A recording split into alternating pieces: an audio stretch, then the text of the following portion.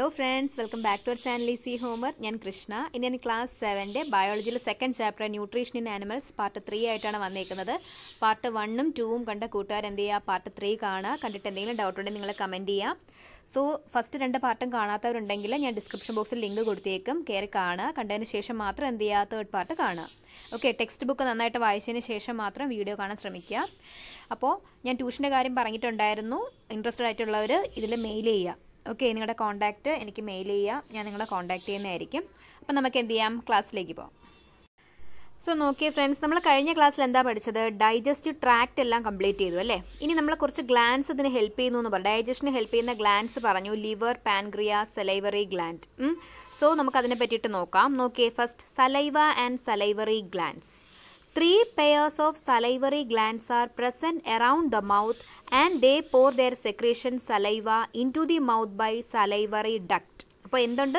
3 pair of salivary glands ആണ് നമ്മുടെ മൗത്തിന് ചുറ്റും ഉള്ളത്. ഓക്കെ, ആൻഡ് ദേ പോർ, ഈ സലൈവറി ഗ്ലാൻഡ്സ് എന്ത് ചെയ്യുന്നു? സെക്രീഷൻസ്, അതായത് സലൈവ അതിനെ സെക്രീറ്റ് ചെയ്യുന്നു into the mouth by salivary duct. ചെറിയൊരു ചാനൽ. ഓക്കെ, സലൈവറി ഡക്റ്റ് വഴിയാണ് എന്ത് ചെയ്യുന്നത്? സലൈവറി ഗ്ലാൻഡ്സ് സലൈവ നമ്മുടെ മൗത്തിലേക്ക് എന്ത് ചെയ്യുന്നത്? സെക്രീറ്റ് ചെയ്യുന്നത്. ക്ലിയർ? അപ്പോൾ എത്ര പെയർ ഓഫ് സലൈവറി ഗ്ലാൻഡ്സ് ആണ് ഉള്ളതെന്ന് പഠിക്കുക. 3 പെയർ ഓഫ് സലൈവറി ഗ്ലാൻഡ്സ് ആണ് നമ്മുടെ മൗത്തിന് ചുറ്റും ഉള്ളത്. Then saliva has mucus and salivary amylase. അപ്പോൾ സലൈവയിൽ എന്തൊക്കെയുണ്ട്? മ്യൂക്കസും ഉണ്ട്, സലൈവറി അമലേസ് എന്ന് പറയുന്ന ഒരു എൻസൈമും ഉണ്ട്. Okay, then mucus helps in easy passage of food through the food pipe. Food pipe അല്ലെങ്കിൽ ഫുഡ് പൈപ്പിൻ്റെ വേറൊരു പേര് നമ്മൾ പഠിച്ചല്ലോ, എന്താണ്? ഈസോഫാഗസ് അല്ലേ. അപ്പോൾ ഈസോഫാഗസ് അല്ലെങ്കിൽ ഫുഡ് പൈപ്പിലൂടെ ഫുഡിൻ്റെ പാസേജ് ഈസി ആക്കുന്നത് ആരാണ്? ഈ മ്യൂക്കസ് ആണ്. ക്ലിയർ? അപ്പോൾ സലൈവയിൽ എന്തൊക്കെയാണുള്ളത്? Mucus and salivary amylase. Salivary amylase എന്ന് പറയുന്ന ഒരു എൻസൈമാണ്. Okay, then salivary amylase is an enzyme responsible for breaking of starch content of food into simpler sugars. അപ്പോൾ salivary amylase ചെയ്യുന്ന വർക്ക് എന്താണ്? ഈ എൻസൈമാണ് എന്തിന് ഹെൽപ്പ് ചെയ്യുന്നത്? സ്റ്റാർച്ച്, ഫുഡിലെ സ്റ്റാർച്ച് കണ്ടന്റിനെ ബ്രേക്ക് ഡൗൺ ചെയ്ത് സിമ്പിൾ ഷുഗർ ആക്കി മാറ്റുന്നത് ആരാണ്? ഈ salivary amylase എന്ന് പറയുന്ന ഒരു എൻസൈമാണ്. ഓക്കെ, ഈ എൻസൈം ഉള്ളത് കൊണ്ടാണ് എന്ത് ആ ഒരു പ്രോസസ്സ് അവിടെ നടക്കുന്നത്. ക്ലിയർ? അപ്പോൾ എന്താണ് സലൈവ ആൻഡ് സലൈവറി ഗ്ലാൻഡ്സ് നമ്മൾ പറഞ്ഞ ഒന്നുകൂടെ നോക്കാം. 3 pairs of salivary glands are present around the mouth and they pour their secretion saliva into the mouth by salivary ducts. Second one, saliva has mucus and salivary amylase. Third point, mucus helps in easy passage of food through the food pipe. Food pipeന്റെ വേറൊരു പേരെന്താണ്? Oesophagus. Last point എന്താണ്? Salivary amylase is an enzyme responsible for breaking of starch content of food into simpler sugars. Clear ആയോ? ഒന്നുകൂടെ വായിക്കുക കേട്ടോ. So next നോക്കിയേ, gall bladder. എന്താണ് ഗാൾ ബ്ലാഡർ എന്ന് പറയുന്നത്? ഗാൾ ബ്ലാഡർ ആ പിക്ചറിൽ നോക്കിയാൽ നിങ്ങൾ, gall bladder is a small pear shaped organ present under the liver on the right side of the body. ബോഡിയുടെ റൈറ്റ് സൈഡിലായിട്ട് ലിവറിന്റെ താഴെ കാണപ്പെടുന്ന ഒരു പിയർ ഷേപ്ഡ് ഓർഗൻ ആണ് എന്തെന്ന് പറയുന്നത്? Gall bladder. കണ്ടോ ആ പിക്ചറിൽ സ്റ്റൊമക്കിന്റെ ലെഫ്റ്റ് ആയിട്ട് കാണിച്ചേക്കുന്നത്. Okay, then it stores bile juice secreted by the liver. അപ്പോൾ ലിവറിൻ്റെ ഒരു സെക്രീഷനാണ്. ലിവർ എന്ന് പറഞ്ഞാൽ എന്താണ്? ഡൈജസ്റ്റീവ് ഗ്ലാൻഡ് ആണ് അല്ലേ.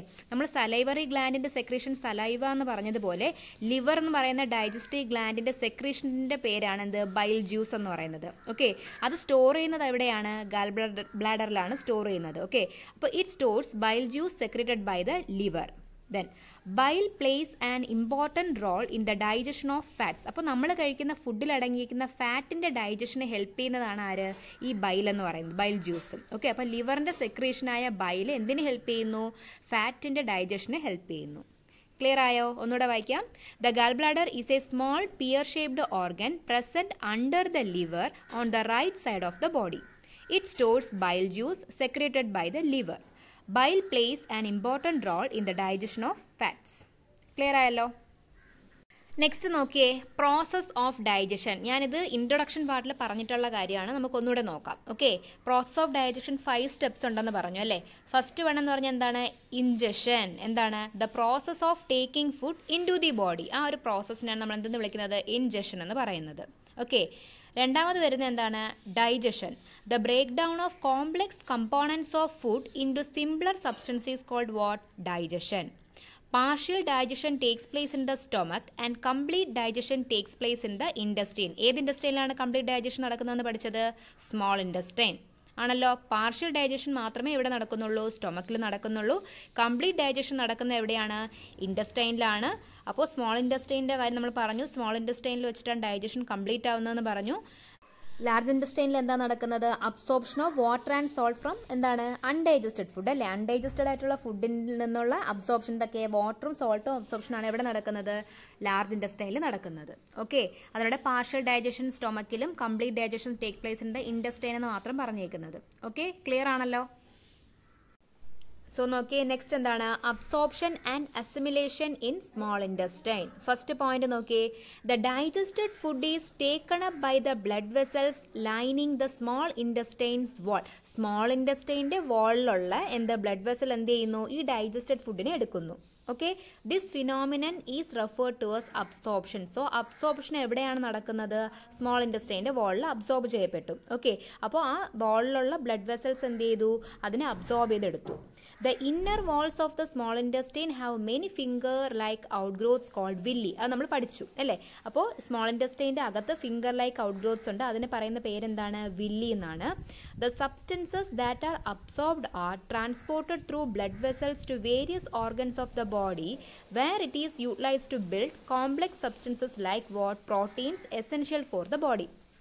സോ അബ്സോർബ് ചെയ്യപ്പെട്ട സബ്സ്റ്റൻസ് എന്ത് ചെയ്യുന്നു? ബ്ലഡ് വെസലിൽ കൂടി എല്ലാ ഓർഗൻസിലേക്ക്, ബോഡിയിലെ എല്ലാ ഓർഗൻസിലേക്കും ട്രാൻസ്പോർട്ട് ചെയ്യപ്പെടുന്നു.